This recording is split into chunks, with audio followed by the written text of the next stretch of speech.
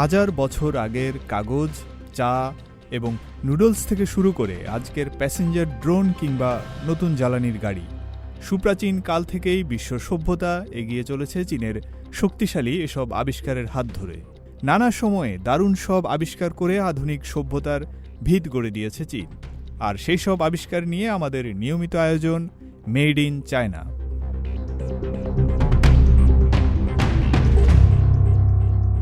Made in চায়নার ২৫তম পর্বে সাথে আছি আমি ফয়সাল আবদুল্লাহ।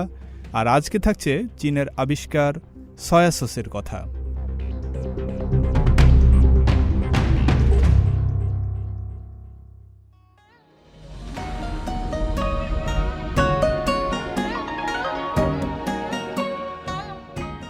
সভ্যতা মানেই শুধু চকচকে সব প্রযুক্তি কিংবা বড় বড় দালান কোঠা নয়, সভ্যতার সঙ্গে নতুনত্ব এসেছে আমাদের খাবারের মেনুতেও।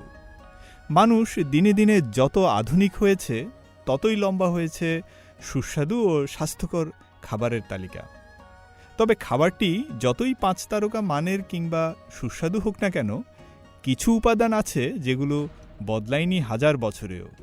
এমনকি একটি উপাদান আছে যেটা ছাড়া এখনকার নামিদামি রেস্তোরাঁর অভিজাত খাবার দাবারের কথা ভাবাই যায় না। বলছিলাম সয়া সসের কথা। আজ থেকে ২২০০ বছর আগে যে সয়া সসের জন্ম চীনে।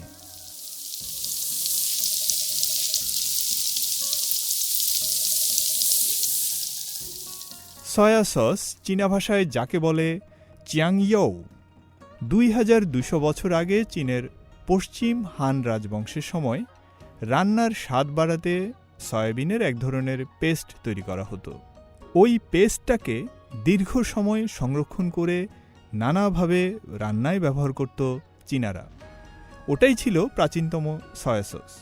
পরে সোং রাজবংশের সময় আসে আধুনিক সয়া সস, যার কথা লেখা রয়েছে ওই সময়কার কিছু লিপিতে। ১০০০ সালের দিকে সোং রাজবংশের সময় সয়া সস বা চিয়াংইয়ৌয়ের আধুনিক রূপ প্রকাশ পায়। এ সময় রচিত শানচিয়া ছিংকং নামের একটি বইতে পাওয়া যায় সয়া সসের বিস্তারিত তথ্য ও রেসিপি।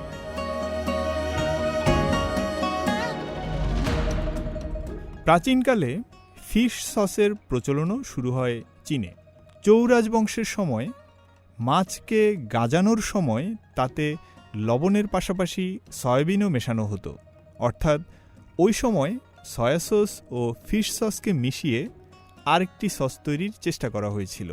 পরে অবশ্য নিরামিষাশীদের মধ্যে সয়া সসের জনপ্রিয়তা বেড়ে যায় এবং আলাদা হয়ে যায় ফিশ সস।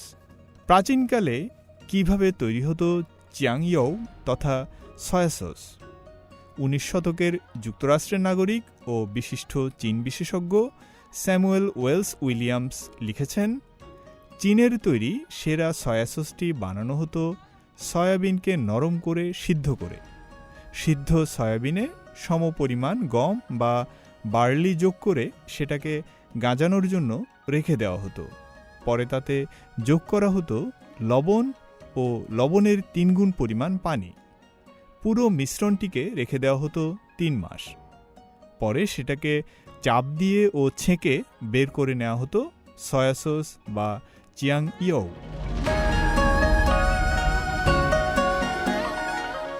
প্রথম পর্যায়ে চীন থেকে চিয়াংইয়ৌ বা সয়া সসের ফর্মুলা যায় জাপানে। এর আগে অবশ্য জাপানে মাছের এক ধরনের সসের প্রচলন ছিল, তবে সেটা খেতেন না সবজি ভোজী বৌদ্ধ সন্ন্যাসীরা। চীন থেকে ৭ম শতকের দিকে ওই সন্ন্যাসীরা সয়া সস নিয়ে যান জাপানে। এরও অনেক পরে ১৬০০ সালের দিকে পর্তুগিজ ও ডাচ বণিকরা সয়া সস নিয়ে আসে ইউরোপে। চীনা সয়া সস তখন বেশি বেশি রপ্তানি হতো ইংল্যান্ড ও নেদারল্যান্ডসে।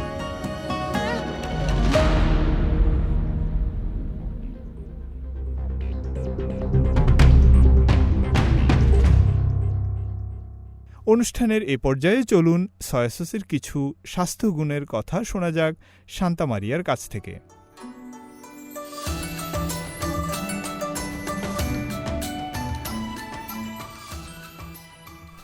সয়া সসে আছে অ্যান্টিঅক্সিডেন্ট যা কোষের ক্ষয় রোধ করে।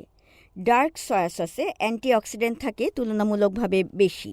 সয়া সসে আছে খনিজ উপাদান vitamin B, selenium, zinc, potassium, phosphorus, manganese সহ নানা গুরুত্বপূর্ণ উপাদান। বিভিন্ন সংক্রমণের বিরুদ্ধে এগুলো লড়াই করে।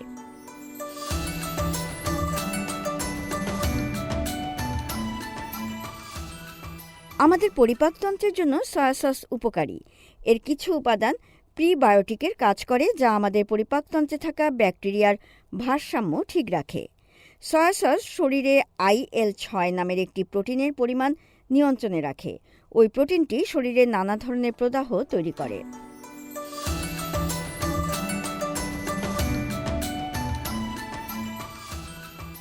কিছু অ্যালার্জি কমাতেও উপকারে আসে চিয়াং ইয়ো বা সয়া সস। পাকস্থলীতে পাচকরসের নিঃসরণ বাড়ায় সয়া সস, যাতে করে খাদ্য দ্রুত হজম হয়। সয়া সসে থাকা পলিস্যাকারাইড আমাদের রোগ প্রতিরোধ ব্যবস্থার সক্রিয়তা বাড়ায়। তবে এও জেনে রাখুন, সয়া সসে সোডিয়াম আছে বলে বেশি পরিমাণে এটি গ্রহণ করা উচিত নয়।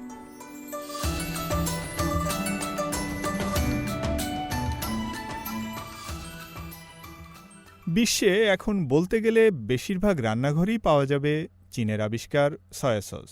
অনেক এশিয়ান দেশের রান্নাঘরের এটি এখন একটি প্রধান উপাদান এবং বিশ্বের বাকি অংশে ব্যাপকভাবে ব্যবহৃত হয়।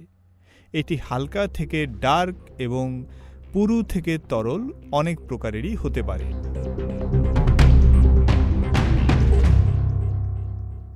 এবার সয়া সস নিয়ে অন্যরকম কিছু তথ্য শোনা যাক নাজমুল হক রাইয়ানের কাছ থেকে।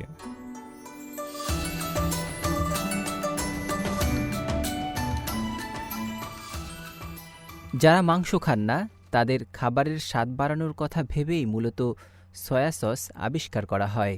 17 শতকের দিকে সয়া সস ছিল অভিজাত পণ্য। মধ্যবিত্তরা তখন সয়া সসের সামান্য স্বাদ পেতে উন্মুখ হয়ে থাকত।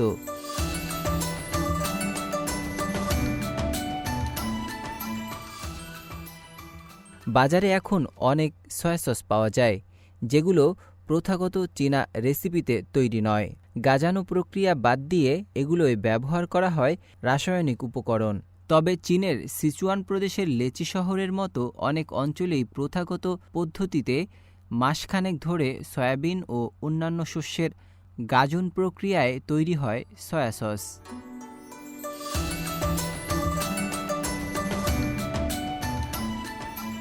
সয়া সস নিজে এক ধরনের স্বয়ংসম্পূর্ণ সস হলেও আরও কিছু সস তৈরির ভিত্তি হিসেবেও এটি ব্যবহার করা হয়। 1 টেবিল চামচ সয়া সসে থাকে 8 থেকে 10 ক্যালোরি, তাই অল্প শর্করার ডায়েটেও এটি কাজে আসে। চীনের পর সয়া সস রপ্তানিতে শীর্ষ 4টি দেশ হল নেদারল্যান্ডস, জাপান, যুক্তরাষ্ট্র ও সিঙ্গাপুর।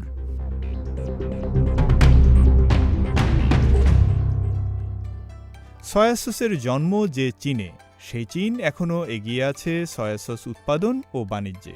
বিশ্বব্যাংকের প্রতিবেদনে দেখা গেছে, বিশ্বে দ্বিতীয় সর্বোচ্চ সয়া সস উৎপাদনকারী দেশ নেদারল্যান্ডসের চেয়ে 3 গুণ বেশি সয়া সস তৈরি করে চীন। প্রতি বছরই চীনা সয়া সসের উৎপাদন ও রপ্তানি বেড়ে চলেছে।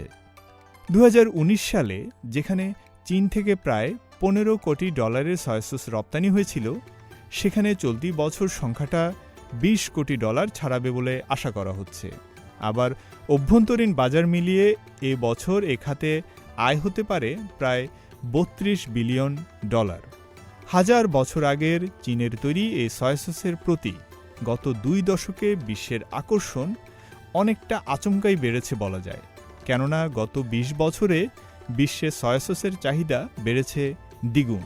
2030 সাল নাগাদ বিশ্বজুড়ে এই সয়া সসের বাজার প্রায় $64 বিলিয়ন হবে বলেও ধারণা করা হচ্ছে।